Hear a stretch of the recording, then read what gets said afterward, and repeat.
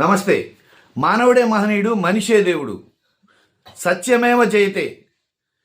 జగన్మోహన్ రెడ్డి గారు రాష్ట్ర వ్యాప్తంగా 32 లక్షల ఇళ్ల పట్టాలు ఇచ్చారు. 10 లక్షలకు పైగా అందులో ఇళ్ళు కట్టుకున్నారు.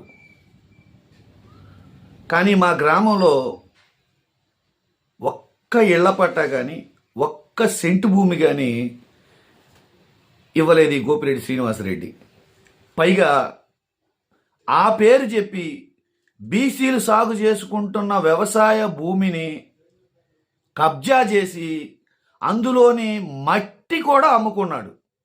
ఇప్పటికీ వాళ్ళ నా భూమిలోకి రానివ్వట్లేదు. ఇలాంటి వాళ్ళని మళ్ళీ ఎన్నుకోవాలా, మనకు కావాలా ఆలోచించండి.